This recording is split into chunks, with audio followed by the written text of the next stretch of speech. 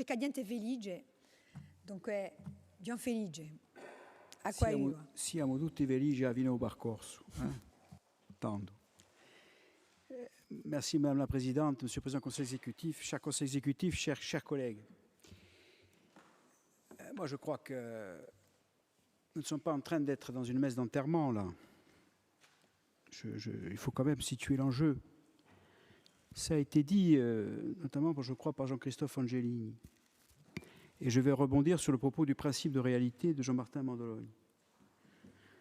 Le premier principe de réalité qu'a pris en compte le Président de la République,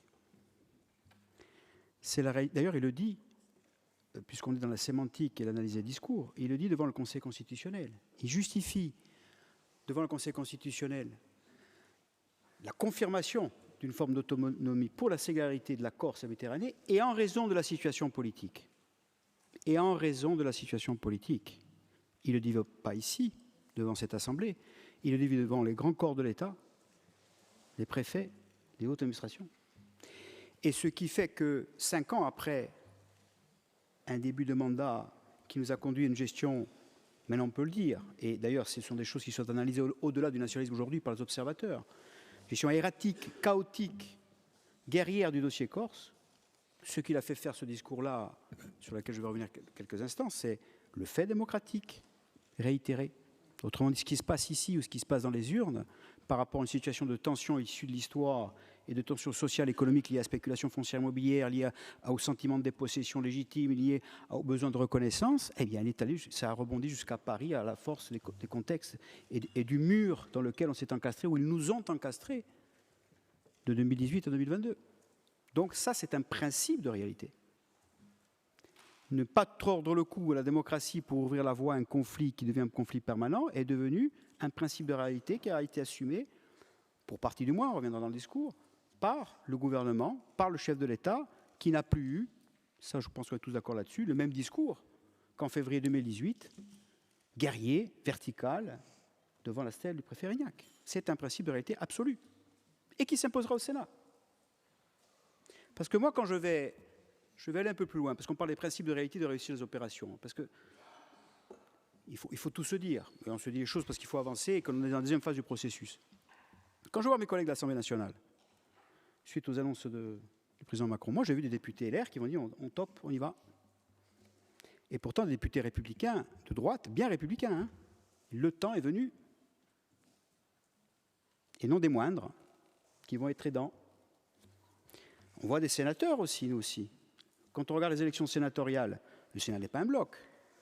Vous êtes tous des fins analystes des temps électoraux. La majorité du Sénat, c'est la même, c'est stabilisé, mais les jeux ont un peu bougé. À l'intérieur de la majorité sénatoriale, entre la droite et la gauche.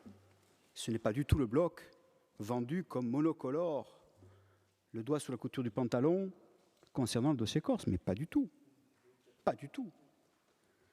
Donc je pense qu'il faut sortir de ces choses-là, si on veut avancer. Sinon, ça veut dire tout simplement qu'on donne le sentiment qu'on veut trouver une excuse parce que ça nous va bien de dire ça pour ne jamais avancer. Et à ce moment-là, on revient à l'essentiel. La responsabilité, elle est ici. Parce qu'il y a ceux qui sont déjà allants, y compris à droite, qui viennent nous trouver.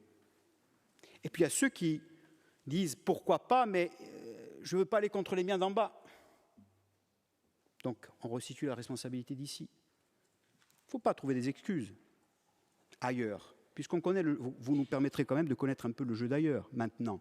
On connaît un peu les nuances. On sait qui est vraiment contre. On sait qui est tiède, mais dit pourquoi pas, mais je ne peux pas aller contre les miens. Puis on sait que ceux qui sont talents. Donc on en revient à l'essentiel. L'essentiel, c'est qu'il ne faut pas trouver d'excuses. Il faut respecter le fait démocratique. Il faut vouloir la paix. Il faut se respecter. Mais il ne faut pas trouver d'excuses pour surjouer des situations de blocage qui seraient catastrophiques. Catastrophiques, vous le savez très bien, qu'on a une immense responsabilité les uns et les autres. Les uns et les autres, ce n'est pas une leçon, face à la situation de la Corse. Et on sait très bien que la prochaine révision constitutionnelle, c'est dans 16 ans, puisque la moyenne, c'est 16 ans. Alors après, je veux bien toujours entendre que la réforme de l'institution, ce n'est pas grave. Mais sans capacité normative directe, on ne réglera pas, je reviens là-dessus, parce que je pense que tout le monde comprend vite, y compris les Corses qui regardent, la fiscalité du patrimoine, on ne la réglera pas. Donc est-ce qu'on va encore jeter le bébé avec l'eau du bain? Je ne vais pas faire l'analyse sémantique du discours d'Emmanuel Macron à la virgule près, mais je vais retenir ce que je pense qu'il faut retenir. Pas de ligne rouge, ça a été dit par les uns et par les autres. Je ne mets pas le même contenu, je pense qu'on est beaucoup à ne pas mettre le même contenu, la notion de capacité normative sous contrôle du Conseil d'État et du Conseil constitutionnel. Le pouvoir dit normatif en termes politiques et en droit, c'est le pouvoir réglementaire et législatif. Donc le sujet est bien sur la table. Ce n'est pas le contrôle du Parlement, c'est le contrôle du Conseil d'État pour le règlement et du Conseil constitutionnel pour l'acte législatif. Donc c'est bien un sujet qui est clairement, qui rentre de plein pied par rapport au discours du président Macron. Et évidemment qu'il y a des choses qui n'y sont pas, qui n'ont pas été dites. Mais il faut reconnaître qu'on est à une crête et qu'il faut continuer le chemin. Et qu'il y a une base démocratique, c'est celle du 5 juillet, avec 73% des élus. La règle de l'unanimisme, de l'unanimité, pour rejoindre aussi le principe de vouloir surjouer les blocages qui n'existeraient pas ou pas de ce niveau-là. Je pense que chacun comprend que dans aucun conflit dans le monde qui a été réglé de cette façon démocratique par le dialogue, il n'y a eu 100% d'accord, ni d'ailleurs en Nouvelle-Calédonie en 88-89, puisqu'il y a eu des oppositions, ça a coûté la vie à Jean-Marie Gibaou, ni en Irlande du Nord, je prends des situations évidemment dramatiques, puisqu'il y a toujours eu des oppositions durant 25 ans, du côté protestant et du côté catholique, mais il y a eu une convergence large. Le mouvement, c'est la convergence large. C'est d'essayer d'attirer la convergence large. Mais ce n'est pas de se leurrer en disant qu'on arrivera à l'unanimité ou de leurrer les jeunes ou la situation. Cela n'existe nulle part. Ce n'est pas un principe de réalité, pour le coup. Ce n'est pas du réalisme.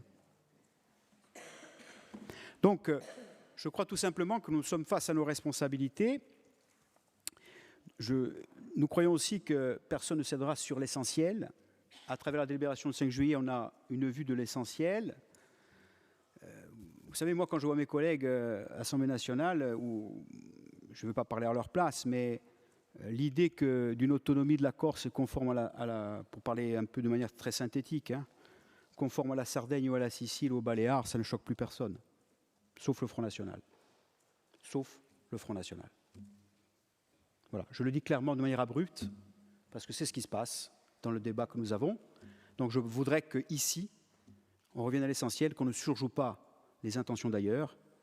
Soit nous arrivons à faire abstraction de visions surjouées pour entrer dans quelque chose qui a un sens, qui est une solution politique globale à la hauteur de la situation, et ne pas louper le train de l'histoire de ces 16 ans, de ce rendez-vous tous les 16 ans. Et à ce moment-là, nous arriverons à convaincre dans un moment de mouvement de ligne où le fait qu'il n'y ait pas de majorité absolue à l'Assemblée nationale, le fait que les choses bougent dans ce pays qu'est la République française, le fait qu'on arrive avec la loi Molac à avoir une très grande majorité à l'Assemblée nationale pour l'immersion, ce qui était impensable 20 ans avant, c'était il y a quelques années, permet de gagner cette victoire. Soit nous risquons effectivement d'avoir une montagne qui accouche d'une souris, mais est-ce que c'est ce que tout le monde veut? Je ne le crois pas. Je pense qu'il faut bien... Chacun est face à son esprit de responsabilité.